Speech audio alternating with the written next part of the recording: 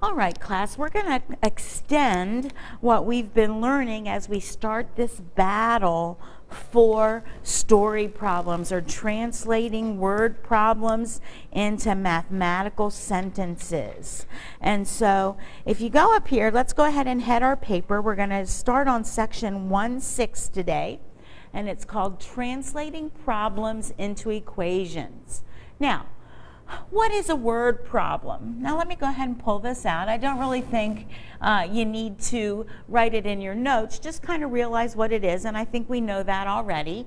A word problem describes a situation in which certain numbers are related to each other, some are given, and some are unknown. And so, you know, we solve problems in real life every day. And so here, we're just going to figure out how to take these words and turn them into an equation so we can solve a problem. Now, let's talk about some of the strategies used to solve word problems. Now, because we're in algebra, first and foremost, what we're going to use most of the time is the idea to write an equation. And so that's why the skills that we're learning right now are so important. Write an equation. Remember, that means we're going to have to worry about our let statements. You know, we've kind of been building on our skills. We learned how to be a good detective and find the keywords, and then we learned how to find the equal sign. Is means equal, and so now we're putting it all together and learning how to write those equations and solve the equation. Okay, but another good strategy I use a lot, a little bit further, is draw a picture. A picture's worth 1,000 words. We're going to do a lot of problems that have to do with triangles and rectangles, and if you can draw a picture and kind of label it, it really helps put things into perspective for us to see what we're going to do to solve that problem. Third strategy this year, and we don't really get there until chapter 3, is we're going to make a chart. Now, I've got to tell you, when I first started teaching charts, I didn't like them. I said hate is a strong word, but it worked. But now that I figured out how to do the charts and the easiest way to teach you that information, I really like them a lot. Okay, because they're like a repetition on a theme. We do the same thing over and over again. And so once you kind of figure out where we're going and what we're doing, it makes life a whole lot easier if you have a chart. And we'll do a lot of charts in chapter 3 and chapter 4. And, you know, if all else fails, the last thing we do was kind of like on that first homework. Sometimes we just have to test and guess. Remember that first homework where you had b times b was b squared? And we don't know how to factor quadratic equations yet because we're not in chapter 5. So we had to test numbers and guess, and we found 2 answers. So that's the first way that we can do it. Now, my first slide, I'm going to show you what we should not do. All right? And unfortunately, this sometimes happens at the beginning of the school year until I can get you where we need to be. So here's my example. It says, translate the problem into an equation. Well, Caitlin sold 25 more cards than Cindy. Caitlin and Cindy sold a total of 211 cards. Find the number of cards Cindy sold. So like, okay, Miss Burton, I'm going to do this. We got Caitlin and Cindy. And so here's what you do. You say, okay, I'm going to let K be Caitlin, the number of cards Caitlin sold. And I'm going to let C be the number of cards Cindy sold. And there's my equation. Caitlin and Cindy together, that's what it is, together, sold a total of 211 cards. Well, that's a beautiful equation, but there's a problem with that equation. How can we solve that? That's right. We don't know how to solve that yet. 2 variable equations, we don't get till chapter 7. So there's got to be another way besides coming up with 2 different variables for us to solve this equation. Now, here's my hint for you. Okay? Here's my hint. All right? To decide which quantity should be represented by a variable, ask yourself, to which quantity are the other quantities being compared? And you could say, whose quantity am I trying to find? All right, so let's back this up and let's take a different approach and look at it a new way. So here we are. We're going to actually do the exact same problem, and here it is. Let me move this down just a little bit. It says Caitlin sold 25 more cards than Cindy. Caitlin and Cindy sold a total of 211 cards. Find the number of the cards Cindy sold. So what are we trying to find?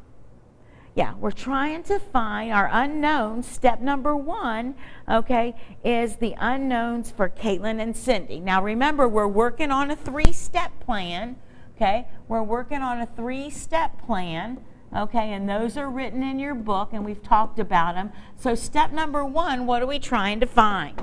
So when I go down here, when I look at step number 1, what I'm trying to find is how many cards Cindy and Caitlin sold. Now, because we're trying to find cards for Cindy and Caitlin, step number 2 is let statements, but I need 2 let statements. So how do you know? Well, in Mrs. Burton's language, I like to say the last shall be first. It says Caitlin sold 25 more cards than Cindy. So Cindy's mentioned last, and Caitlin's depends on what Cindy does. So when I say the last shall be first, I'm going to go ahead and I'm going to let my first let statement be Cindy, okay? And I'm going to let C be the number of cards that Cindy sold.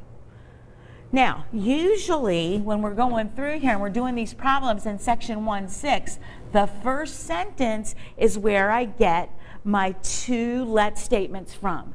So if Cindy is C, Caitlin sold 25 more, so how are we going to show that? Nice. My second let statement, C plus 25, is the number of cards Caitlin sold. Remember a couple days ago, sold 25 more implies addition. And so now down here, I've got C plus 25. And so that's my 2 let statements. Okay? Now, sentence number 2 is usually where I find the information I need to write the equation. And it says, Caitlin and Cindy sold a total, there it is, total of 211 cards. What does that word total imply? What operation's going on there? Yes, the operation there is addition. So for me to go through here then, my last step, C plus 25 equals 211. Now, if you notice, I kind of took my second let statement and put it in parentheses just so I realize it's my second person. So Cindy plus Caitlin has a total of 211. And that's how we take care of the 3-step plan as we go through. Now, let's look at one more. So let's look at example number 2 in your book. And if we look at example number 2 in the book, it says this. A 12-foot piece of pipe is cut into 2 pieces. One piece is 2 feet longer than the other.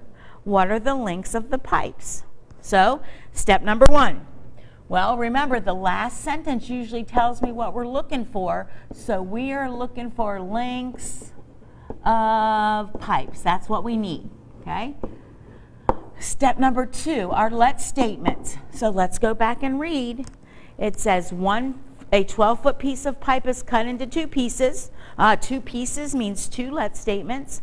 One piece is 2 foot longer than the other. So, what would the other be? Well, one piece is 2 feet longer than the other, so I'm going to let X equal, if it's the other, I'm going to make it the shorter piece. Okay, now, if you wanted to, you could just call it piece 1, and I would be okay with that, because you're writing the let statements, you get to decide. One piece is 2 feet longer than the other, so that means X plus 2 has to be the longer piece. All right? And again, if you didn't want to go with shorter and longer, you could just say piece 2. So step number 1, what are we solving for? Step number 2 is my let statements, defining my variables. And step number 3, we need to put it together in an equation. And it says, how long was that piece before we cut it? A 12-foot piece of pipe is cut into 2 pieces. So we've got piece 1, which is x, plus the second piece, okay, which is x plus 2, and it said equals 12. Okay, so when we use names like we did first with Caitlin and Cindy, I think it's pretty easy. When we start talking about things, matter, okay, again, just being able to read through and figuring out what they're asking us. Okay, we're going to try one more. Let's look at number 10. Okay, if you look at number 10, okay, if you're looking at number 10 on your worksheet, here's what it says. Miguel drove 20 kilometers more than Jorge. Miguel drove 3 times as far as Jorge. How far did each drive? So step number 1, that's usually the last sentence. What are we trying to figure out? How far each drove. Okay, step number 2, remember, that's defining your variables. That's your let statements. Miguel drove 20 kilometers more than Jorge. The last shall be first. Who was written last? Jorge. Okay, so I'm going to let J equal Jorge. Okay, it said Miguel drove 20 kilometers more. Well, 20 more means what? J plus 20 equals Miguel. Now, step number 3. Here's where it gets a little bit different. Okay? It says Miguel drove 3 times as far as. Ooh, when you see something as far as, they may say the same as. It could even be is also. If it's a state of being verb, okay, that's as good as an equal sign. So when it says that Miguel drove 3 times as far as George. Okay, so George, Miguel drove 3 times as far as George. Well, this is George. How are we going to show 3 times? 3J. 3 times as far as, there's my equal sign, as far as Miguel. And Miguel was. Okay, so be on the lookout for those clue words that mean our equal sign. We've only talked about is, but any state of being verb could be an equal sign. Okay, ladies and gentlemen, nicely done. Let's go ahead and start on our homework.